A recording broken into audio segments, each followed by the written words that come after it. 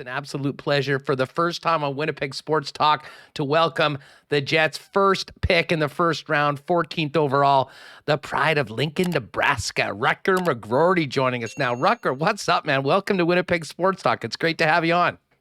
Yeah, thanks for having me. It's awesome. I'm pumped. The hat looks good on you. You still got a big smile. I mean, you're still on a high from last Thursday night in Montreal. Yeah, I thank you. Yeah, I'm still pretty fired up. I couldn't have gone any better, and yeah, I'm excited. I want to ask you a little bit more about, your background, because you come from a pretty unique hockey market, if you will. But let's first talk about the time leading up to the draft. What was it like for you? Combine, interviews, and fill us in on the nerves of what a first-round prospect goes through while you're watching a few other guys get picked and not knowing who's going to call your name. Yeah, so I'll start with the combine. The combine was awesome.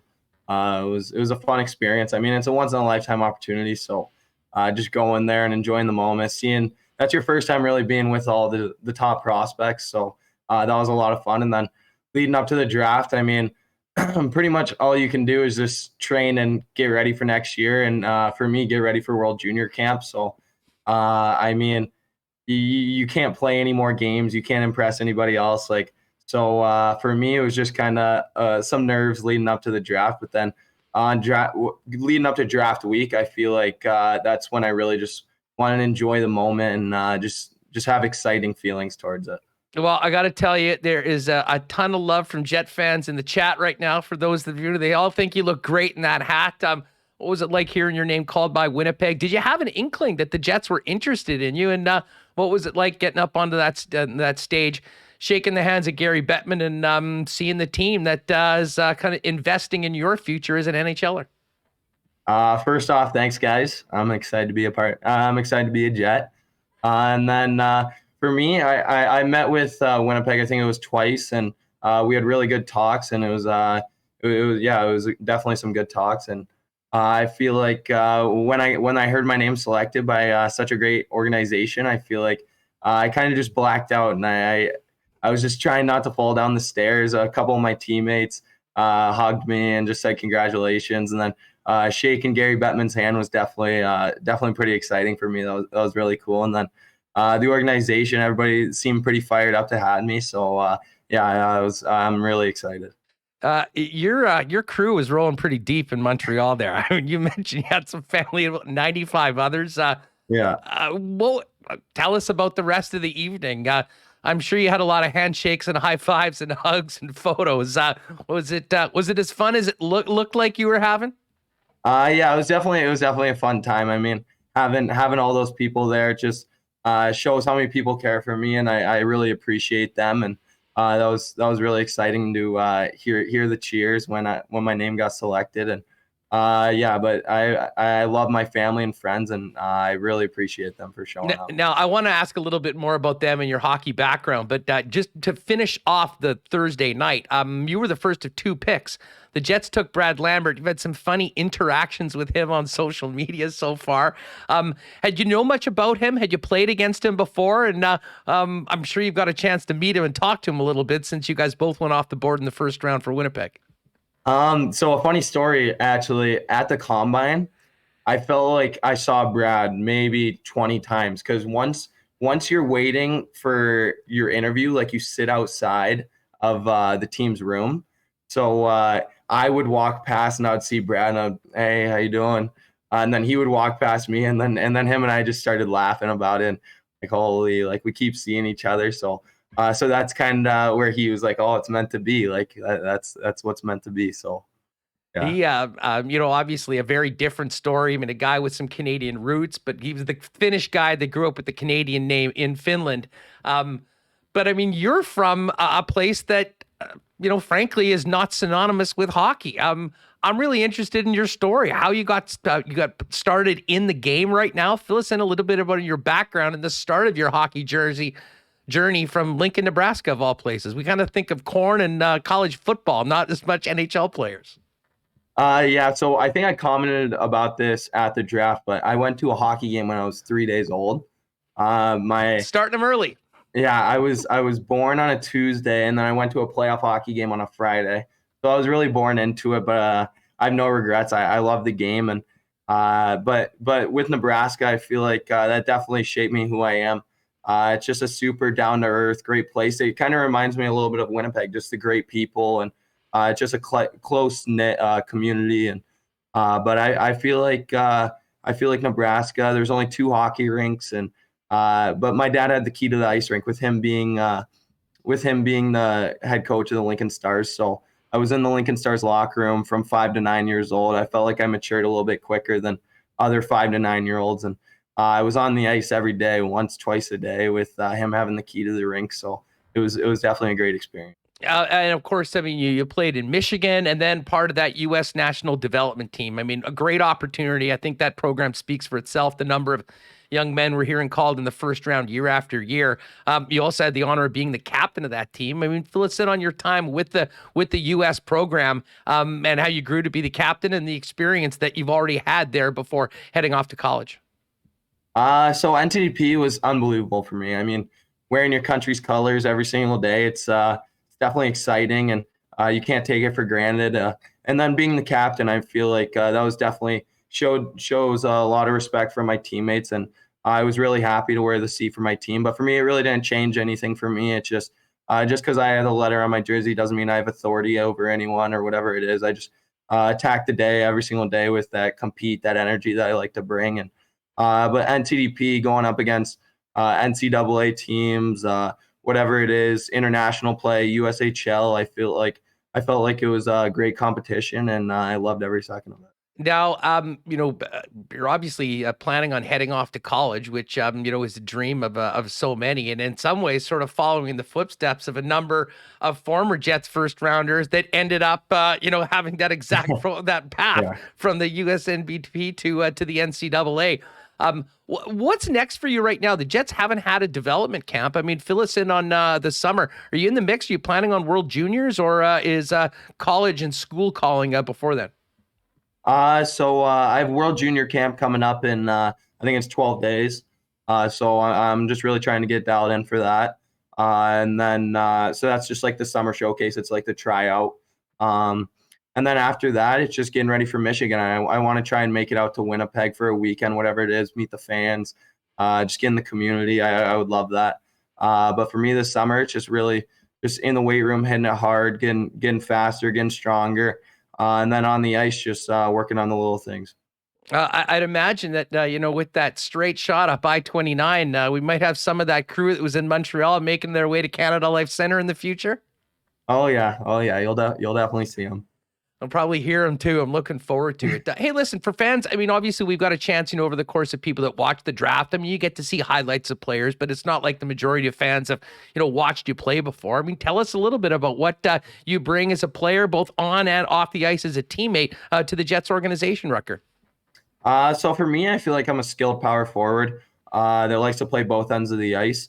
I feel like I bring my compete, my energy every single day.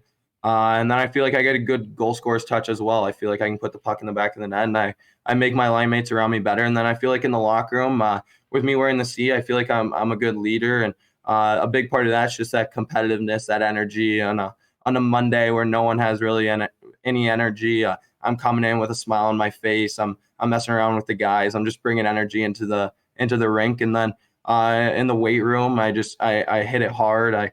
I like to stay quiet in the weight room, but I just go in there, do my thing.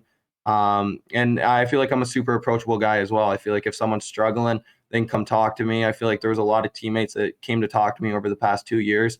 And if they're struggling on the ice, off the ice, whatever it is, go golfing with them, eat lunch with them, whatever it is, just help them out. Now, you've also said that you sort of pattern your game after the Kachucks. Now, of course, everyone hates the Kachucks when they're on the other team, but we remember the old man starting here in Winnipeg and scoring 50 for the Jets. And I think everyone would love to have one of those types of players on their team. Do you know those guys well, or were they just sort of the standard from the program that you just came from, and guys that you really wanted to model yourself after eventually when you get to the pros? So when I really started to model my game after him was Brady Tkachuk. Before he signed, he practiced with my team for like a month and a half, And so every single day I'm practicing with him, and I see that energy, and I feel like he's got really good skill. He can put the puck in the back of the net, and I just felt like as I started practicing with him more, I felt like I really play like this guy, and I feel like it's someone that I can definitely look up to as a role model and model my game after. Now, I believe, did you play with Chaz Lucius as well with the under 18 program at one time? I got called up at the end of my 17 year, and I played with him. Now, of course, he's another first round pick with the Jets, and like, I don't know, I haven't seen the schedule. I'm not sure how this works, but these Michigan Minnesota games next year, or whenever you guys do play, are going to be, I mean, incredible from a hockey standpoint with all the talent. But I imagine that Winnipeg Jet fans will be particularly interested because of some of the top picks that'll be in those games. Yeah, definitely. I'm really looking forward to it. And I got a couple of teammates around my team last year too that are playing for Minnesota. So I feel like those will definitely be some competitive battles. Have you thought at all? I mean, as far as the goal, I mean, first things first, hear your name called. It's been done. I mean, the Jets will talk to you about, what they're hoping you do.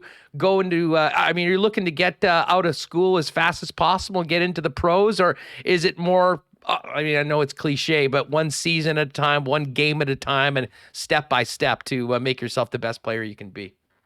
Yeah. So for me, this is a question that I got a lot at the combine. I feel like since the Winnipeg Jets drafted me, I feel like we're gonna have great communication. The communication's been great so far as well, just with the development plan, just everything, and so there'll be a lot of communication. I definitely want to stay either 1 or 2 years.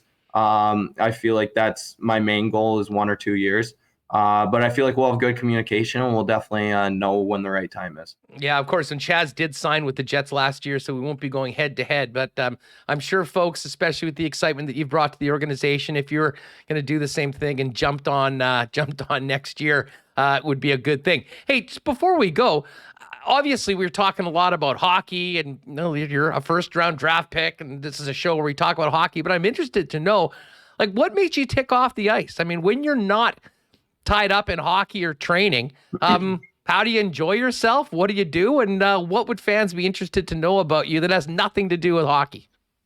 For me, I feel like one thing is definitely I take pride in being a family guy. I feel like I actually moved up to Michigan when I was 10 years old to play for Detroit Honeybake. So I was up here for 7 or 8 months out of the year, and I moved up with my dad, and my mom and sister stayed in Nebraska.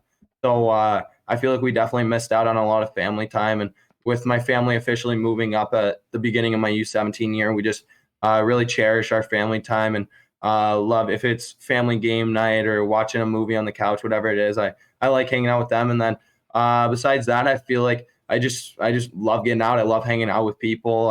I just love being around people, and that's what makes me click. You get to Cornhuskers games. Did you kind of grow up with the red and white of Nebraska?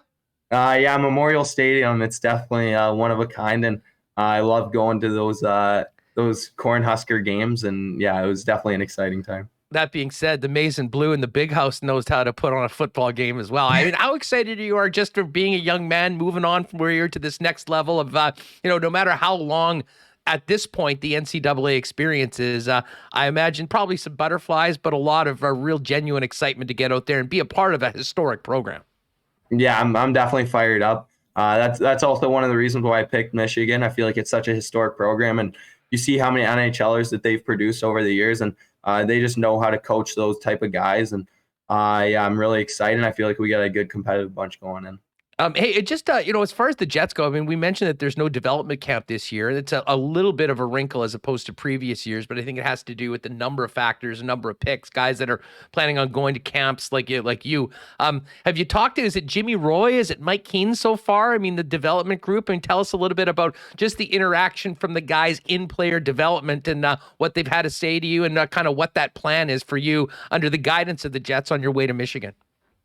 Yeah, so I talked to both of them. I actually right after the draft we started talking about plan, and right now it's just getting ready. Just keep going, keep doing what I'm doing. I'm on the right path, and actually everyone in the Jets organization is extremely helpful, and it's been great talking to every single one of them. I feel like we both are just really excited, and I feel like my development being at the University of Michigan, it's going to keep getting better and better and better. So yeah, we're both really excited.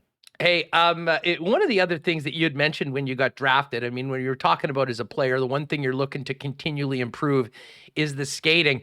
I don't think you could have hit a bigger home run with your skating coach and Barb Underhill. How did that come together, and what's it been like? How's it helped you?